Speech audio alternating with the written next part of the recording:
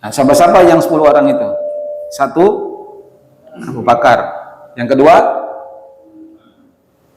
apa? Umar bin Khattab. Yang ketiga, Utsman bin. Yang keempat, Ali bin Abi. Terus yang kelima, Sa'ad bin Abi Waqqas. Yang keenam, siapa? Abdurrahman bin Auf. Terus yang ketujuh, nah yang ketujuh siapa? Maksudnya sahabat-sahabatnya Tolha bin Ubaidillah. Tolha bin Zubair. Nah terus yang berikut siapa lagi? Sa'id bin Zaid ya. Dan yang terakhir itu adalah Abu Ubaidah bin Jarrah. Nah ini hadis dari Sa'ad bin Abi. Assalamualaikum warahmatullahi wabarakatuh.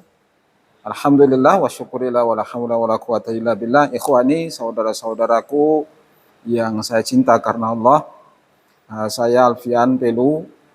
Insyaallah kita akan mengadakan kajian rutin di setiap masjid yang ada di sekitar Bula.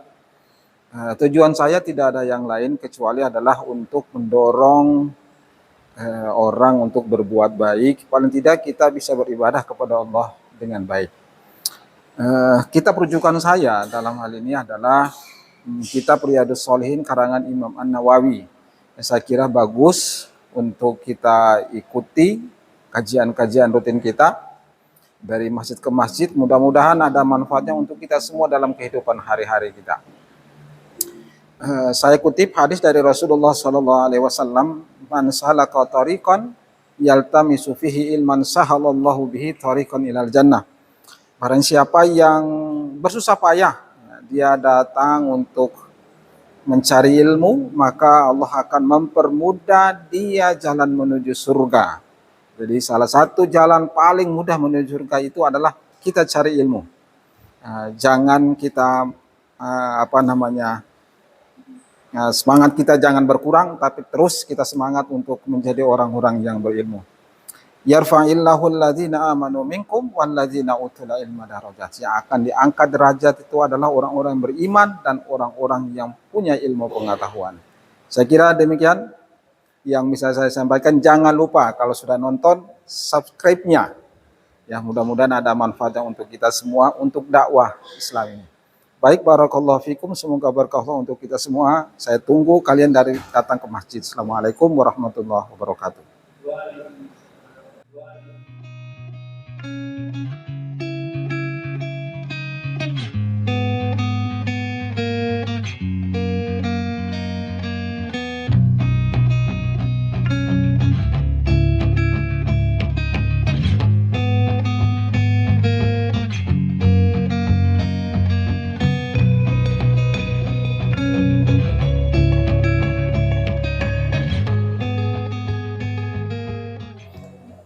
Assalamualaikum warahmatullahi wabarakatuh. Alhamdulillah. Alhamdulillahilladzi hadana li hadza wa ma kunna linahtadiya laula an hadanallah. Asyhadu an la ilaha illallah wa asyhadu anna Muhammadan abduhu wa rasuluh. Allahumma shalli wa sallim ala Muhammad wa ala alihi wa sahbihi ajma'in. Amma ba'd. Jamaah yang dirahmati oleh Allah Subhanahu wa taala, biasanya saya kasih kajian itu di saat subuh. Itu kalau tidak salah itu di bulan apa itu, sekitar bulan Januari Desember ya. Itu ada saya kasih sekali di kultum subuhnya. Nah, cuma waktu itu lagi rame-ramenya bola. Akhirnya saya ditinggalkan sendiri. Baru pas Argentina yang main. Dan saya bilang, jamaahnya kemana ini? Tuh, bayangkan nih, karena hobinya bola, Ustadz ditinggalkan. Dan saya kira ini kita punya materi lanjutan saja, ya, lanjutan dari yang sudah saya sampaikan. Nah, dulu saya pernah kasih tentang niat, karena kita tahu bahwa semua aspek amalia kita, ya, perbuatan kita, pekerjaan kita, itu pasti ada niatnya dan didahului oleh niat. Kendati pun niat itu tidak pernah diucapkan.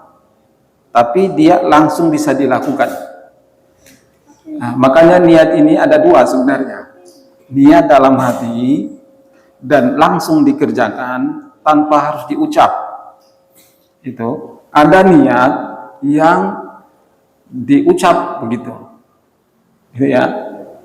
Ya kan, coba kalau ketong mandi misalnya. Kan saya pernah ketong bilang saya mandi, nanti saya buka pakai sabun, kan tidak pernah, tapi ambil handuk langsung masuk mandi selesai. Tidak pernah kita bicarakan dia punya runtutannya. Tapi ketika kita sholat, kita ucapkan niat itu, gitu kan? Contoh, usolli fardhal maghribi salasa rakaat. Jadi ada niat yang memang diucapkan, ada juga yang tanpa diucapkan tapi langsung dilakukan. Nah itu. Makanya niat itu memang definisinya itu di hati. Nah, ucapan itu sebagai penguatnya. Ya, namanya talaffun niyah. Jadi orang kalau mengerjakan sesuatu tanpa diucap, maka dianggap sah secara hukum menurut ulama. Ya, menurut ulama di hukumnya sah itu pekerjaan itu. Jadi kadang-kadang kita dapatkan orang yang pas sholat dia tidak lagi mengucapkan, tapi langsung dia takbir, karena memang dari rumah dia sudah niat memang mau datang sholat maghrib 3 rakaat. Ini ya. Nah kadang-kadang begini, ada saya dapatkan begini. Saya sholat ini pas di belakang imam, di belakang imam ya. Pas kebetulan sholat duhur. Nah pas sholat duhur ini imam dia takbir. Dia sebelum takbir dia usolli fardhu zuhri salasa rakaatin. Kan biasa kalau di kita ini kan mengucapkan niat itu kan kedengaran niatnya. Terkadang kedengaran sekali. Dia bilang salasa rakaatin. Salasa rakaatin itu berapa? 3 rakaat. Tapi sholatnya sholat apa? Tapi dia niatnya berapa? Sekali lagi. Dia ini kita ini mau sholat duhur 4 rakaat. Imam dia pimpin jamaah sholat duhur. Tapi kebetulan dia mengucapkan salasa rakaatin di saat sholat duhurnya. Salasa rakaatin itu kan 3 rakaat. Pertanyaan saya begini jamaah. Yang dia ucapkan itu, apakah memang dia niatkan 3 rakaat atau 4 rakaat? 4 rakaat, bukan 3 rakaat. Tapi yang dia lafalkan itu adalah 3. Nah pertanyaan saya begini, apakah sholat kita itu batal? Nah gitu tuh. Hah? Tidak membatalkan sholatnya karena niatnya itu 4. Dia tidak tanpa sengaja dia mengucapkan salasa rakaatin. Begitu. Dan kasusnya tidak sedikit. Pernah ada lagi di Timur Tinggalam. Model kayak gitu juga. Jadi 4 rakaat dibilangnya, tapi pas mau isya dia bilang dibilangnya maghrib. Usolli fardhal maghribi 4 rakaatin. Bayangkan. Tapi kan dia tidak sengaja bilang begitu. Nah, makanya yang dinilai itu adalah niatnya, sampainya itu ibadah seseorang karena niatnya. Gitu. Saya contoh. Ini kalau orang ngigau nih, kata ngisang. Kalau bahasa Molokonya kata ngisang. Kira-kira kita bisa nilai benar tidak dia punya ngigau itu secara hukum? Tidak. Ya namanya orang tidak sadar. Memang tidak niat. Nah gitu ya. Nah, makanya masalah niat ini menurut ulama memang masalahnya paling spesifik karena menyangkut dengan sah dan tidaknya batalnya ibadah seseorang. Gitu ya. Nah. Saya kasih contoh lagi. Nah, misalnya kita ini mau datang sholat. Kita ambil air wudhu, langsung ambil wudhu. Di saat wudhu kita niat atau tidak? Berniat lagi mengucapkan wudhunya atau tidak? Kan tidak, tapi langsung ambil air wudhu, sampai di sini baru kita sholat, baru diniatkan sholatnya. Nah, kenapa kita tidak runtun? Kalau itu memang pakai niat dari sananya harus niat.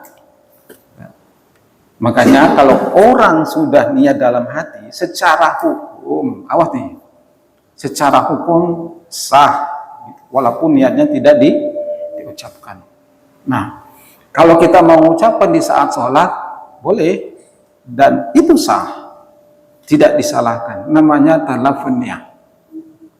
Ini ya. Nah, sekarang ini yang kita bahas ini tentang niat. Ini tentang niat.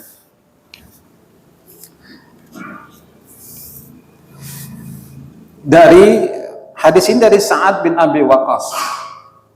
Ya, dari siapa?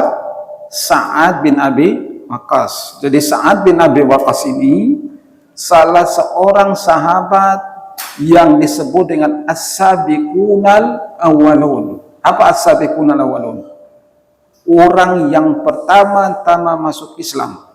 Malah disebutkan 3 yang pertama masuk Islam itu Sa'ad bin Abi Waqqas. Nah, itu. Jadi Sa'ad bin Abi Waqqas ini masih saudara dengan Aminah. Siapa Aminah? Ibunya Rasulullah SAW. Jadi Rasulullah panggil pada saat ini Om, Paman, Ami. Itu tuh. Nah, memang cerita-cerita sahabat ini kan banyak sekali lah. Ya kalau sekalian kita baca dalam cerita-cerita mereka, perilaku mereka, akhlak mereka, dan saya yakin bahwa orang yang hidup bersama Rasulullah itu orang-orang yang terbaik. Ya, karena memang mereka dididik langsung oleh sang pembawa risalah. Jadi wajar akhlak mereka itu memang paling bagus-bagusnya akhlak. Kehidupannya mereka, takwanya mereka, nggak ada apa-apanya dibandingkan dengan kita. Jadi 3 itu yang pertama itu. Jadi suatu ketika begini, Abu Bakar datang. Jadi Abu Bakar datang. Kan yang pertama ikut pada Rasulullah siapa? Abu Bakar. Jadi Abu Bakar datang kepada Rasul, kepada Sa'ad. Pusing, mau tidak? Saya beritakan satu berita yang itu datang dari langit tentang Nabi, tentang Rasulullah, seorang yang diangkat menjadi Nabi dan Rasulullah. Siapa? Muhammad. Lalu dengar itu, saat itu langsung spontan dengan mengatakan siapa-siapa yang sudah ikut kepada Muhammad. Abu Bakar bilang, "Beta, saya dengan Ali bin Abi Thalib, ketun 2 saja." Lalu saat bilang kakak tambah beta, akhir ketun 3. Jadi di saat itu langsung Sa'ad bin Abi Waqqas, saya yang harus sama-sama dengan kalian. Bawa beta daripada Rasul. Langsung dia bersyahadat. Jadi 3 orang yang pertama masuk Islam itu adalah Sa'ad bin Abi Waqqas. Sebelum Umar, sebelum Utsman. Dan Rasulullah bilang ada 10 sahabat yang dijamin masuk surga. Jaminannya sudah ada itu. Dan Rasulullah kasih jaminan itu, termasuk Sa'ad bin Abi Waqqas. Kalau kita ini sudah dijamin belum? Berat. Kita butuh perjuangan. Maksudnya kita butuh perjuangan supaya kita bersama dengan mereka, para sahabat-sahabat Rasul. Kita butuh perjuangan. Dan saya kira kita sama-sama rindukan pada Muhammad, ya kan? Kita rindu dan berkumpul bersama beliau dan bersama para sahabat-sahabat terbaik. Ya Allah, saya tidak bisa bayangkan di saat kita kumpul dan mereka dan kita tahu bahwa ini Umar, oh ini Utsman, oh ini Abu Bakar, yang hanya dengan cerita. Dan di saatnya memang harus kita ketemu. Tapi ingat, tergantung amal perbuatan kita. Jadi 10 orang yang dijamin masuk surga itu termasuk adalah Sa'ad bin Abi Waqqas. Nah, siapa-siapa yang 10 orang itu? 1, Abu Bakar. Yang kedua, Umar bin Khattab. Yang ketiga, Utsman bin. Yang keempat, Ali bin Abi. Terus yang kelima, Sa'ad bin Abi Waqqas. Yang keenam, siapa? Abdurrahman bin Auf. Terus yang ketujuh, nah yang ketujuh siapa? Maksudnya sahabat-sahabatnya Tolha bin Ubaidillah. Tolha bin Zubair. Nah, terus yang berikut siapa lagi? Sa'id bin Zaid ya. Dan yang terakhir itu adalah Abu Ubaidah bin Jarrah.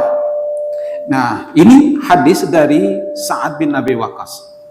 Ini menceritakan tentang, nanti ada penjelasannya tentang iman, tentang apa namanya niat. Ya.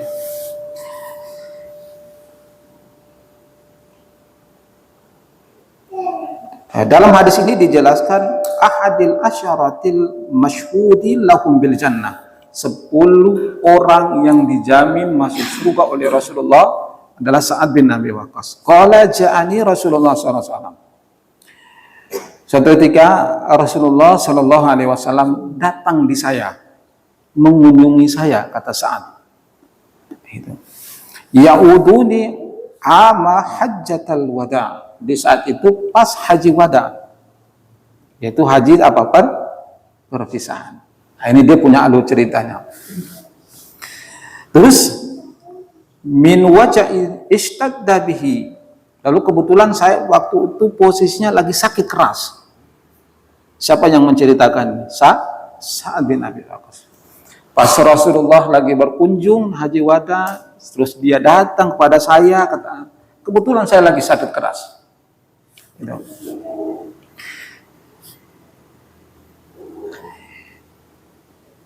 Ya Rasulullah, kata Sa'ad bin Abi Waqqas, inni qad balagha bi minal waja'i ma tara. Sesungguhnya saya ini lagi sakit keras sebagaimana engkau lihat saja ya Rasulullah. Sebagaimana engkau lihat saya. Jadi sakitnya memang sudah sakit. Terus wa ana dumalin wala yarisuni illa ibnatul li. Terus dan saya ini punya harta, wala yarisuni illa ibnatul li, dan saya tidak punya anak kecuali anak perempuan saja. Jadi saat ini punya anak satu saja, anak perempuan. Dibilang saya punya harta, tapi saya punya anak perempuan, posisinya lagi sakit. Nah, kalau orang lagi sakit kan sudah mulai, ini kita punya harta, ini kita mau kasih di siapa ini? Nah, begitu kira-kira. Bisa dipahami ya? Oke. Lalu afatasaddaqu bisulasai mali. Lalu ya Rasul, apakah saya bersedekah? Saya berikan. Saya punya harta ini 2/3 untuk saya punya anak perempuan. 2/3. Berarti ini saat ini ya termasuk orang yang hebat. Maksudnya dari sisi ekonominya hebat. Gitu. Diberikan berapa? 2/3. Kata Rasulullah, "La, semboleh. Jangan, kalau 2/3 kita setuju." Kira-kira begitu. Qultu fasatru ya Rasulullah. Kalau begitu setengahnya bagaimana? Kira-kira kalau setengah saya punya harta. Jadi kira-kira punya uang 100.000. Saya kasih ke saya punya anak itu 50.000. Kata Rasulullah, lah semboleh juga. Qultu fasulusu ya Rasulullah. Kalau begitu 1/3 kata Rasulullah. Iya. As-sulusu was-sulusu kasirun au kabirun, kata Rasulullah. Sudah 1/3 itu sudah banyak. Boleh. Saya berikan, saya punya harta kepada anakmu. Awas nih. Dia niatkan mau berikan, dia punya sebagian hartanya untuk anaknya. Ini kan kita lagi ngomong masalah niat. Itu ya. Innaka antazara warasataka agniya khairun. Kalau engkau tinggalkan anakmu itu dalam keadaan mampu, itu paling bagus. Makanya sunnah itu awas tuh ya. Kita tinggalkan kita punya anak dalam keadaan yang kecukupan, itu bagus menurut Rasulullah, dan kita berikan kepada anak kita. Nah, jadi kita diharuskan juga harus mampu dari sisi ekonomi, tidak boleh malas-malasan itu. Hutan besar-besar tidak pernah diolah, malas, burung makan mau banyak. Itu. Cili saya tidak bisa tanam di pekarangan itu, bagaimana ceritanya? Ya.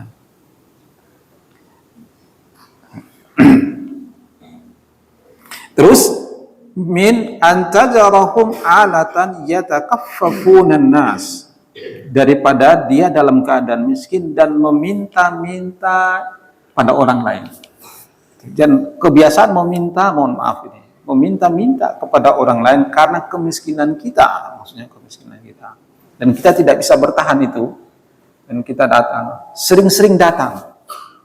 Nah itu tidak disukai oleh Rasulullah.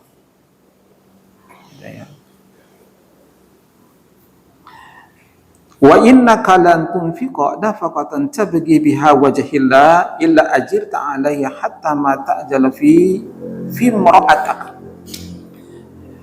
Dan sesungguhnya apabila engkau nafkahkan, ini ceritanya ya, apabila engkau nafkahkan karena niatnya itu kepada Allah, ajirta 'alaiha, itu adalah pahala besar bagimu, hatta ma ta'jalu fi mar'atak, sampai kepada istri-istrimu.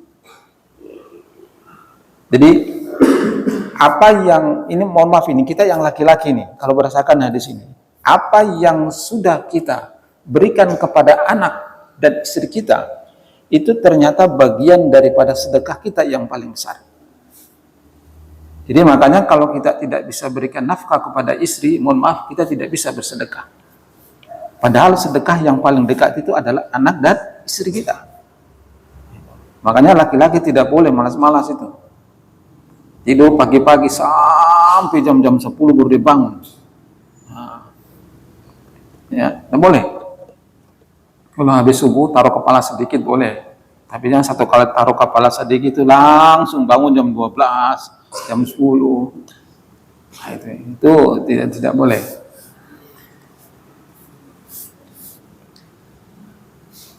Lalu fakultu, Sa'ad bin dia mengatakan lagi, ya Rasulullah, wa khallafu ba'da ashabi. Ya Rasulullah, kalau begitu kayaknya saya mau berpisah apa dengan saya punya sahabat dengan teman-temannya. Jadi kira-kira sakit itu membuat dia itu panik, bukan panik ya, tapi barangkali ada harapan kayaknya saya tidak ketemu, gitu tuh. Tidak berjumpa lagi dan tidak berkumpul lagi dengan sahabatku. Lalu kata Rasulullah, qala innaka lan tukhallafa fata'amala amalan tabghi bihi wajhillah illa zadatta bihi darajatan wa raf'atan. Jadi kata Rasulullah begini, sesungguhnya engkau ya tidak akan berpisah dengan mereka selama engkau niatkan, gitu? Selama engkau niatkan untuk berbuat kebaikan karena mengharapkan pahalanya Allah. Apa maksudnya? Maksudnya itu adalah pekerjaan yang sudah kita lakukan dan orang lain melakukan kebaikan kita, maka disitulah kita punya nilai pahalanya terus dan menerus. Kalau itu bentuknya kebaikan. Makanya kalau orang sudah niat yang sudah dia lakukan tadi dengan niat itu ibadah dan orang mengikuti dia selamanya, disitulah dia bisa panen pahalanya di situ. Kira-kira begitu. Ada situlah keadilan Allah itu di situ. Bayangkan jamaah, orang ini niat saja itu sudah dapat pahalanya, niat saja sudah dapat pahalanya. Belum melakukannya, apalagi melakukannya, pahalanya double-double itu.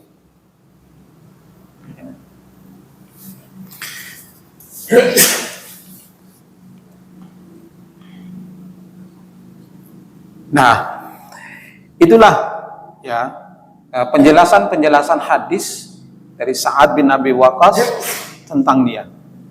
Jadi apa yang sudah kita niatkan karena niatnya itu kepada Allah, maka itu akan menjadi ladang ibadah buat kita sendiri. Niat kebaikan itu akan menjadi ladang kebaikan buat kita sendiri. Dan saat ini memang jamaah, dia ini kalau panah, itu tetap panah itu pasti kenal orangnya. Dan memang dia didoakan oleh Rasulullah. Panah yang tidak pernah nyasar itu adalah Sa'ad bin Abi Waqqas. Itu hebatnya. Jadi kalau dia ada musuh itu, dia sudah tarik panahnya itu, sekali dia lepas itu panahnya itu ikut orang itu. Dia tidak akan ikut ke siapa-siapa. Misalnya dia lihat si fulan tuh, saya panah dia. Walaupun itu dihadang sama orang, tetap panah itu dia larinya kena orangnya. Itu hebatnya. Makanya doa yang sering dikabulkan, doa yang dikabulkan oleh Allah itu adalah Sa'ad bin Abi Waqqas. Sampai Rasulullah bilang, Sa'ad, lepaskan panahmu.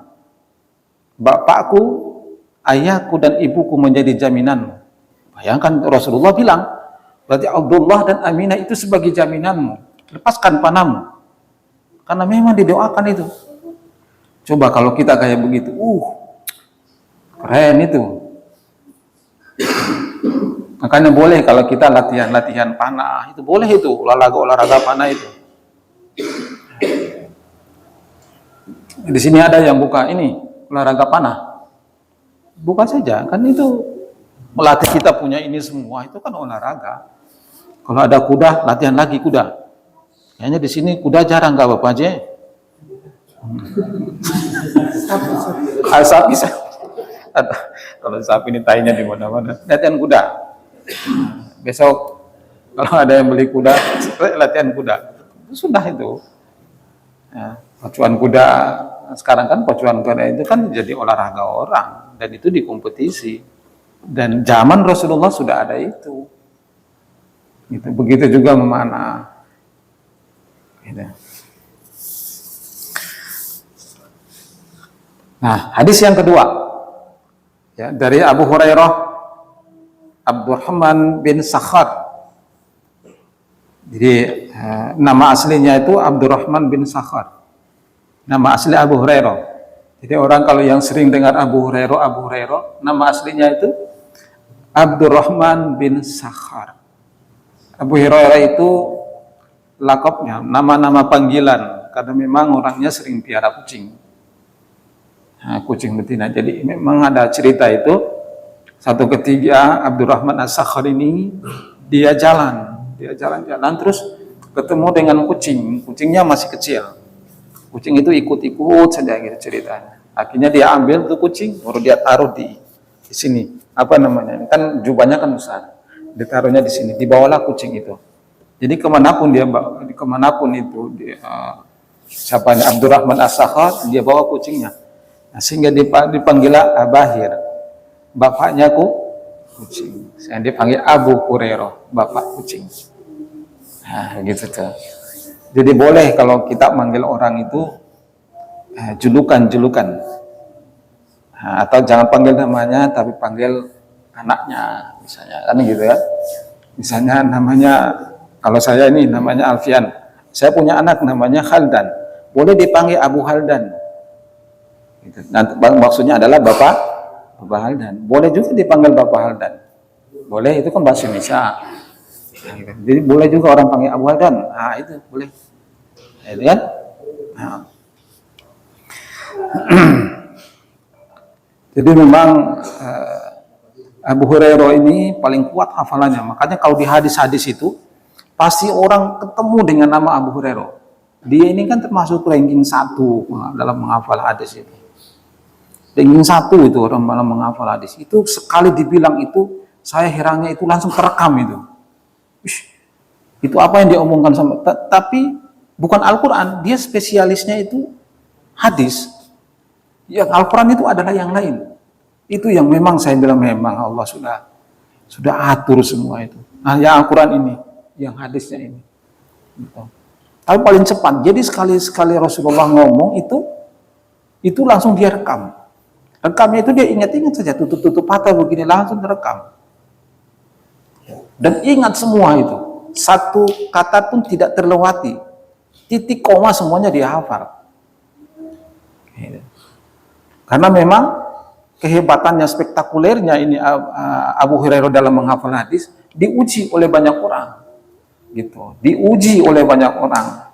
Diujiankan kira-kira begitu untuk mendapatkan gelarnya penghafal hadis terbanyak itu diuji dulu zaman sahabat itu. Nah, itu. Jadi satu ketika begini, zaman Muawiyah, ya zaman Muawiyah. Jadi Muawiyah itu panggil, coba itu yang penghafal hadis itu katanya Abu Hurairah, coba panggil dia kemari. Nah, tapi sebelum itu Zaid bin Muawiyah ini sudah siapkan, dia punya notulen ya, yang pencatat itu. Bisa disiapkan. Ada sekitar 10 orang. Jadi gini, diatur sama khalifah di saat itu, kalau apa yang dia omongkan gitu, kalian catat. Ya, ikut perintah ini saja kan khalifah. Dicatatlah di setiap, coba Abahir coba hafal 100 hadis. Dihafal 100 terus dihafal. Yang di belakang ini sudah catat, 10 orang itu pencatat itu. Cepat. Catat. Tahun depan dipanggil juga tuh Abu Hurairah. Coba panggil lagi Abu Hurairah. Mau diuji apa yang dia ucapkan tahun yang kemarin masih sama tidak dengan apa yang diucapkan itu. Bayangkan ya. Tapi mereka sudah bawa, mereka punya catatan. Gitu. Nah, diuji. Nah, khalifah panggil, masih ingat apa yang dihafal tahun kemarin? Masih katanya. Coba dihafal 100 selesai. Ya sudah, pulang. Dia panggil dia punya orang yang penulis itu. Bagaimana tadi hasil hafalannya? Ya khalifah, tidak ada satu kata pun yang terlewati, titik komanya semuanya sama. Bayangkan, ini 100 hadis. Apa tidak hebat itu? 1 tahun yang lalu, coba kalau kita menghafal hari ini, besok itu sudah lupa. Ya. Ini. Jangan pun bahasa Arab, bahasa Indonesia saja kita bisa lupa. Nah, makanya itulah hebatnya Abu Hurairah. Dia ini orang miskin, kasihan. Dia tinggalnya cuma dia ini termasuk ahlu sufa. Kalau dalam sejarah itu ahlu sufa.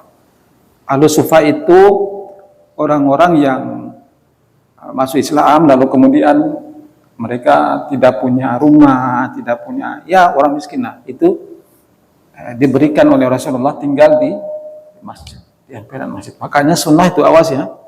Kalau ada orang-orang yang datang yang memang mereka belum punya tempat tinggal, tolong masjid disediakan untuk sementara.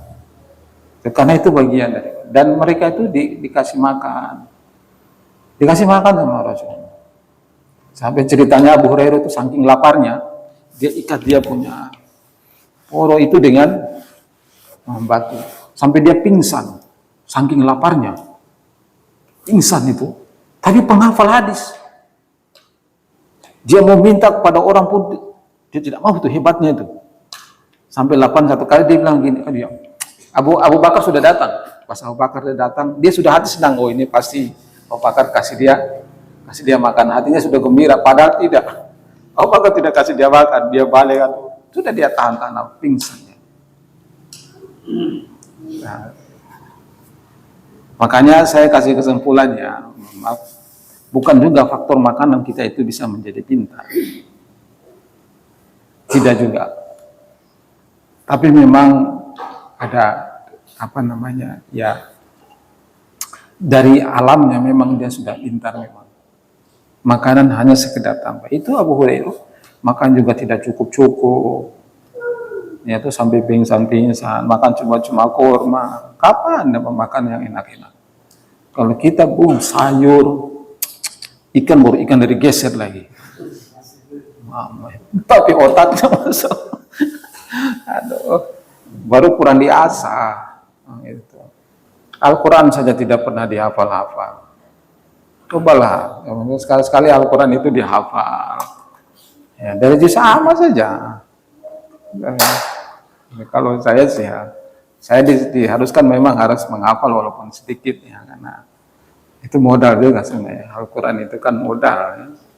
Salah satu modal kita kembali itu kan itu modal menghafal Al-Quran itu.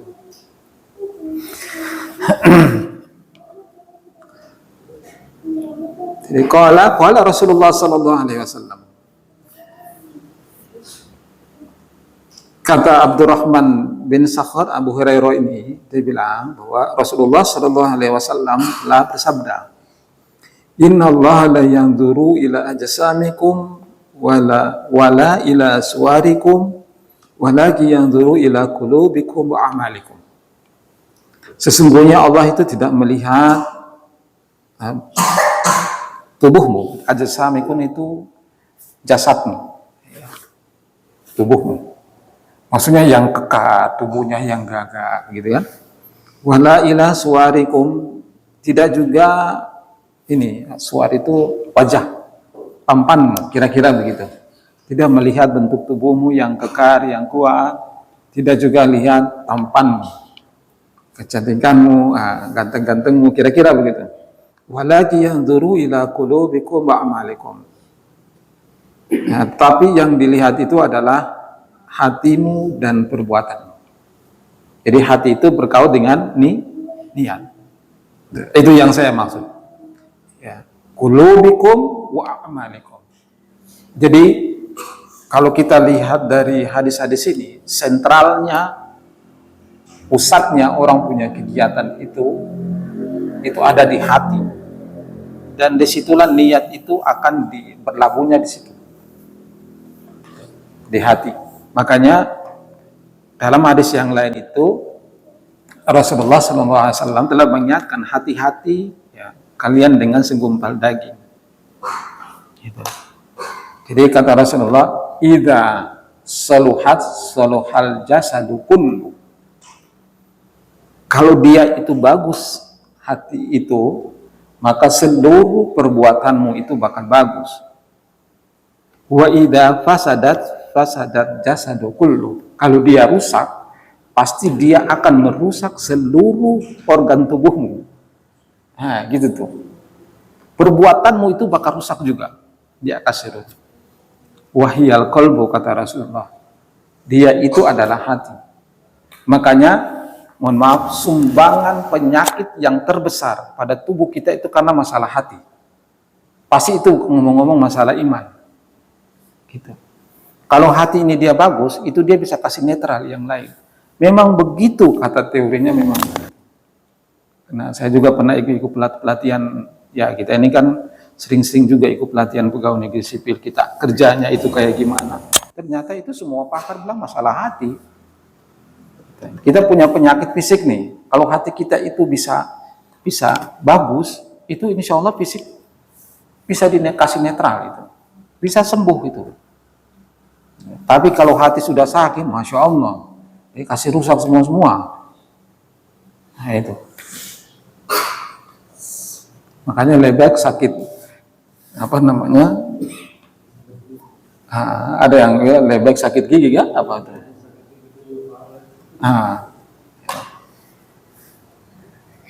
Jadi, kalau kita sudah masuk rumah sakit, itu jaga betul hati kita itu. Awas, jangan sakit, mulai tuduh-tuduh orang. Sudah sakit, dibilang sakitnya, Bapak ada yang bikin ke apa ini? Coba panggil ini dulu. Datang, yang satu dia datang. Kemarin dari mana? Dari sini. Wah, itu sudah itu. Itu sudah itu. Kaki sakit, iya. Baru dituduh yang bagian ini, dia bilang itu. Tadinya itu mau dibikin ke bapakmu. Cuma tidak kenali bapak, kenali. Nah, ente. Begitu bisik-bisikannya. Baru kita ini pas imannya lagi sakit, kan imannya lemah biasanya. Kita percaya. Dah minta dia air. Didukun maksudnya. Satu air botol itu harganya 250.000. Dia minum habis, tambah lagi air. 250.000 lagi. Jadi 500. Padahal sembuh tidak. Biaya habis. Cuma hanya masalah tiup sana tiup, berhenti. Kalau saya ke dokter saja dan perbagus kita punya ibadah sama Allah. Itu saja kuncinya. Gitu. Kalau dulu itu kayak gitu, sekarang sudah tidak ada lagi ya. Dulu itu asal orang sakit sudah mulai tuduh takaruan sudah. Tapi sekarang alhamdulillah mungkin kemajuannya sudah bagus, pengetahuan orang juga sudah semakin hari semakin bertambah dan bagus. Nah, semakin hari itu semakin terkikis. Nah, sudah tidak ada lagi tuduh menuduh. Nah, tapi masih ada walaupun sedikit-sedikit. Baik, jamaah yang dirahmati oleh Allah Subhanahu wa taala, saya kira itu jam berapa nih? Biasanya Isya jam berapa? Oh, sudah 38. Ya, sudah kita tunggu sampai tarawih ya. Jam 8 kurang 5. Boleh kalau begitu saya kasih kesempatan kalau ada yang mau tanya satu saja. Ini sekarang sudah lewat 38 menit. Ada yang mau ditanyakan tentang niat? Ada? Kalau tidak ada berarti kita tutup. Baik. Ada? Tidak ada ya. Baik, kita tutup. Mudah-mudahan Allah berikan kita keberkahan pada malam hari ini dan insya Allah Rabu depan kita lanjut seperti biasa. Yang penting saya tidak kemana-mana. Kita akhiri subhanakallahumma wa bihamdika asyhadu an la ilaha illa anta astaghfiruka wa atubu ilaik. Assalamualaikum warahmatullahi wabarakatuh.